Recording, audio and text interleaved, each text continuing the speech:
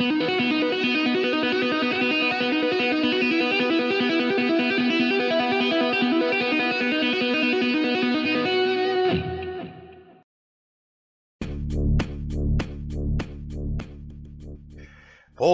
welcome back to another session of character modeling with me, Steve Moore, aka S'more.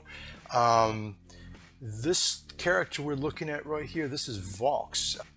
I built this character whilst working for Insomniac Games down in Burbank way back in 2005. So he was built for the PlayStation 2 Ratchet and Clank Deadlock. So he's a bit wonky, low res by today's standards. But, you know, at the time I was pretty happy with him. And he was actually designed by a really amazing concept artist by the name of Greg Baldwin. I enjoyed working with Greg and also Dave Gurton a lot. But anyway, I'll tell you a little bit more about this character at the end of the video. Some interesting things. And I wish I still had the model of this guy. This is a screen grab I pinched off the internet, but I think I can do that because, yeah, maybe somebody else painted over it. I'm definitely not responsible for the background, but anywho, yeah. So, you know, I've lost a few hard drives over the years and a considerable amount of work. But on the bright side, that means, hey, I got to make more art. So there you go.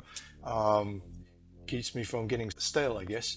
So anywho, this week we're going to be looking at Marvelous Designer one more time, and this time we're going to be posing the model. So we want to take that jacket we built and put it in the pose, so we can send it off to ZBrush and finish this lady. So let's do that. Let's get into it. All right, so we're back in Maya now. Just putting Marvelous Designer aside for a minute, and if you watched episodes 7 and 8, back then I talked about rigging, how I had rigged this model so that I could pose her, and it's just a rough. I'm just using a rough bind on a skeleton to get the model in the pose, and this is. It's not necessary to rig your model and pose it in Maya, but there are some advantages to it, and so I talked about that a little bit back in 7 and 8. So, of course, in ZBrush you could use transpose and transpose master also to get the same results. The advantages for me is that I can go back and forth. From bind to pose very easily. I can add all kinds of things like the legs, for example. I was able to model the legs in just a basic straight up and down position, and then attach them to the skeleton and then put it in the pose, and Bob's your auntie. So it does have some advantages. Either way will work, but so in doing that, I also talked about so when I got because of the rough rig, I've got all this horrible shearing and nastiness, right? Of course, and rather than try to fix that with weighting, I do just take that into ZBrush and edit it there. And we went over that too. So I took that nasty model we just saw, and in ZBrush I cleaned her up a bit, so there's not all that horrible shearing. I fixed the anatomy. You also went over that in previous episodes. So our goal today is to pose our costume in Marvelous Designer using morph targets.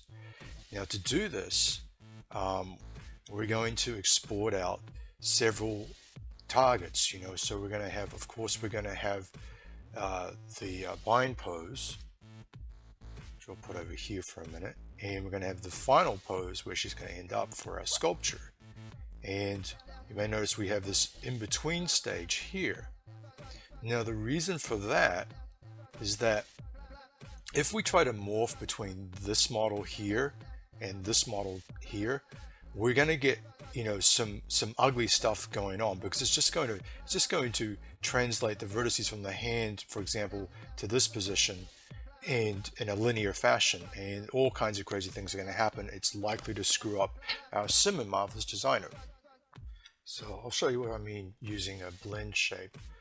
So if we just morph straight from the first pose to the final pose, you see what's happening with the arm there. It's doing all kinds of weird stuff. So to avoid that, we'll export 3 poses. The bind pose where we've built our costume, and the end pose where we want it to end up, and an in-between pose just to resolve the screwiness that is going to happen as the mesh blends from one shape to the next. Alright, so now we've established why we're going to need this in-between phase. Let's talk about blend shapes, or aka morph targets, for a second. So if you've never messed with a morph target before, the key thing to understand is that all 3 of these meshes originate from the same source, meaning that the vert IDs, every vertice that comprises this model has an ID. A vertice has an ID, and it carries a bunch of data with it, like vert normals, vert color, etc. But you can transfer all kinds of data from one mesh to another, provided that the vert orders are the same. So you can transfer UV coordinates, you can transfer vert positions, etc., based on the IDs. So let's take a closer look at vert IDs. We'll pull up the script editor for a minute, and I'm going to pick on a nice distinct vertice. Let's take that point there at the top of the lip. It's easy enough to find that, and you'll notice it has, if we look in the script editor, this is its vertex, VTX vertice. This is the vertice's ID, right? So every vertice here has a different ID, right? So this one happens to be, let me clear that out so it's my doggy's scratching at the door right now. 1267, that's its ID. And now let's go along to another model, same, so different pose, but as we've talked about, it's the same model, and therefore when I click on this same point, you'll notice it has the same ID. Okay, so forgive me for getting into the weeds a little bit here, but I think in the big picture, this stuff's important to understand. So we've established, yeah, all 3 meshes are the same. They share vert order, so we can morph between one and the other. But vert order is very easy to break. So for example, if we go look at this little lady again, we'll get in there, pull up our trusty script editor again, clear that out. Let's just say, for example, we're trying to chop down the res on this guy. Maybe she's a little bit heavy, and we select that loop and we collapse, right? Now clearing out the script editor, and we select on that same point right there, it's changed. It's no longer 1267, it's 1266. And what that means is that if we were to try and morph between these 2 guys, let's say, I have to be careful how I do this. I'm just going to grab her and put her in the same position for a second. Boy, what an this is kind of an odd abstract piece of art here. So just to finish this explanation regarding vert order and blend shapes. So these meshes originate from the same source. We have broken vert order on this mesh. So just to show you quickly, to create a blend shape in Maya, pull up the hypergraph here, and so these 2 guys are still, vert order is cool, so we can click on them, go down to deform and blend shape, and I shall strategically place that sucker there, pull up the attribute editor for her, and we shall now find a node called blend shape, and we can scrub between that, and you can see her morphing into the same pose. Cool. But let's just get rid of that lady for a second there. Bye bye. If we were to try the same thing on these two meshes, deform, blend shape, maybe if I pull up the let's see, display UI command line, you will see an error triggered. No deformable objects selected. It's just saying, hey, vert order is the same, not the same. I can't do it. So there you go. Vert order, very important. Sorry if that was a bit long-winded. But the reason for the sojourn down vert order lane was I'm just afraid that like somebody, maybe one of you guys out there is following along, doing your own project, and if you were to construct your character in such a way that you couldn't morph between the two, that would be a real drag. So I wanted to kind of just make sure that you guys were aware of that, and this knowledge will come into play in other areas of your character modeling down the road too.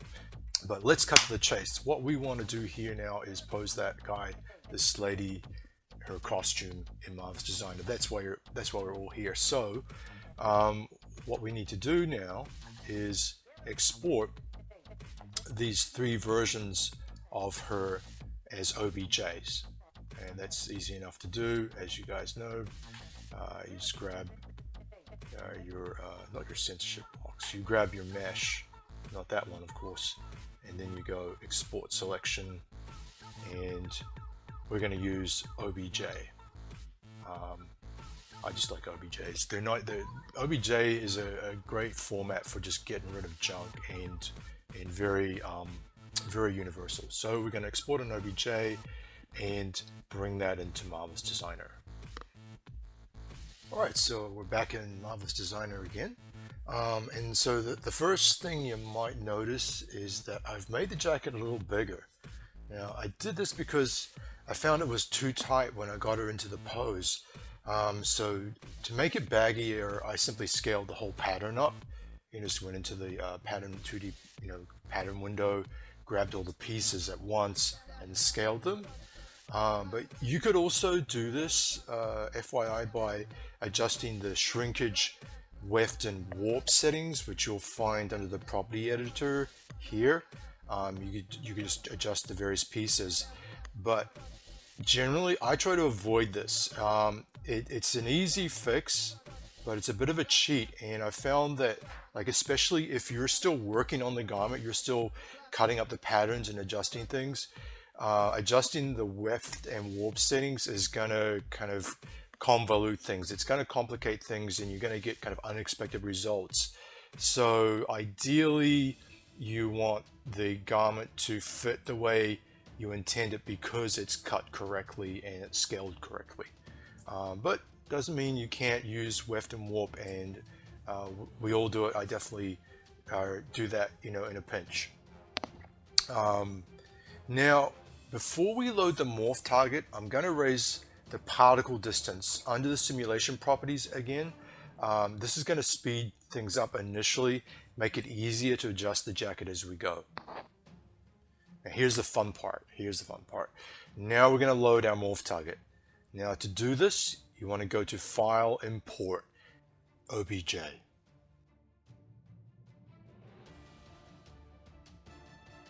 And when the dialog box appears, choose Load as Morph Target. You'll notice also under the scale, I'm using centimeters, and it says in parentheses DAS. Now, as mentioned earlier in the series, right at the beginning, I made a big to-do about scale. So I think it's important to work in real-world units, real-world scale, and I've been using centimeters. So I'm going to choose centimeters as my import option. So we make sure that our little avatar comes in at the correct scale. So we click OK. As soon as we click OK, the sim begins, and we see our avatar starting to morph into the new pose. Pretty cool.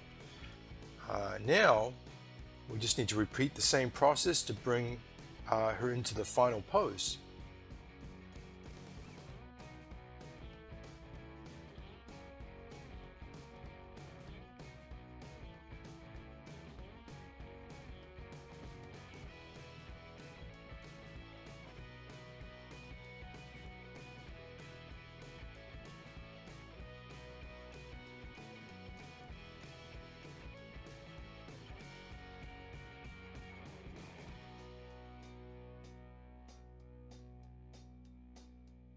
This time you'll notice that the cuff slips off the forearm a bit.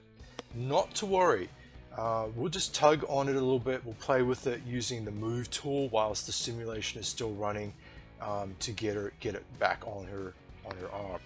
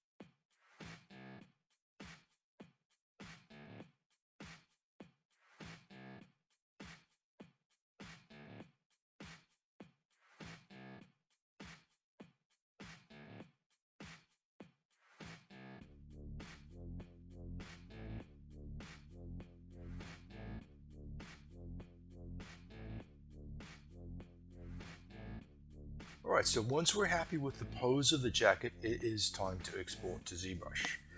Now I had intended to show you that part in this section, but unfortunately I just ran out of time for this session. So we'll pick that up next time. However, I do want to leave you guys, I don't want to leave you hanging too much. I want to leave you with one little tip regarding exporting your model from Marvelous Designer into ZBrush, and that is this.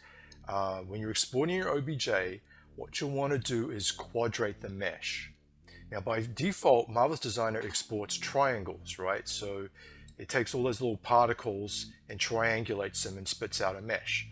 But that isn't going to play well in ZBrush, and for any matter, any program, because when you try to smooth triangles, what you'll get is a bunch of pinches, a bunch of sharp little points, and it doesn't look nice, and it's horrible to try and sculpt on that. So what we're going to do is quadrate the mesh, and that will give us nice orderly squares which do smooth well. So to quadrate your mesh, you will go up to Edit and drag down to the context menu, 3D garment, and then find quadrate. And that's it. That will quadrate your mesh. Alright, so as promised, before I leave you guys this week, I wanted to talk a little bit about this character Vox. So Vox Gleeman, and so this was a character I made for Ratchet and Clank Deadlock. The original concept art was done by Greg Baldwin, I believe. He's a really cool concept artist. He and Dave Gurton are kind of like soulmates, kind of like a dynamic duo of concept artists, and I worked with back in the day. And this was one of my favorite concepts that Greg did. And the interesting thing about it, I mean, this is just to kind of date me a bit. I made this guy, we released this game in 2005, and I mean back then, right, this was a main character, so I put the callouts here. These are literally the textures for Vox, and they are 256 pixel textures for the entire character. So I mean, these days, typical character, I mean, like on the low end, right? Like something where we're talking like you've got multiplayer game maybe. We will have the body will be a 2K map. We'll have another 1K for the head, maybe a 2K for the body, a 1K for the head, plus miscellaneous maps for the eyes, mouth, hair, etc. Right? So, I mean, his entire textures could fit in the corner of the map of a current generation character. And so and the fun thing, I mean, I won't bore you with the details right now, but we definitely had some tricks for getting the most out of a map.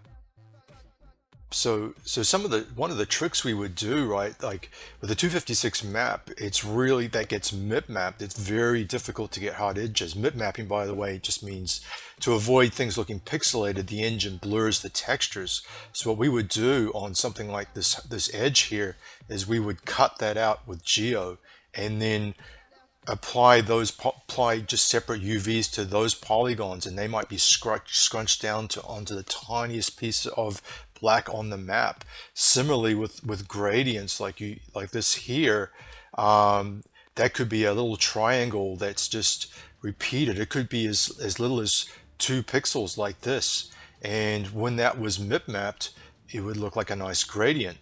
Yeah, so those are just some of the tricks we used to use.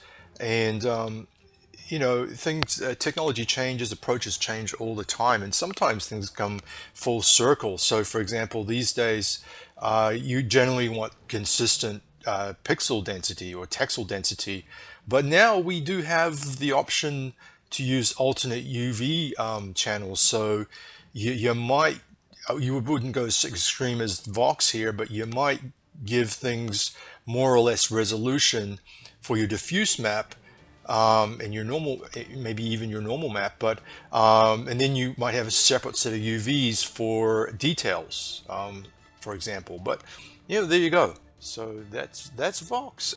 So until next time, happy modeling. Thanks again. I've been getting comments and emails, and I really appreciate that. It's it makes it a lot of fun. When I hear from you guys, get some feedback, I appreciate it. It's very encouraging, keeps me going. So cheers, and see you next time. Ciao.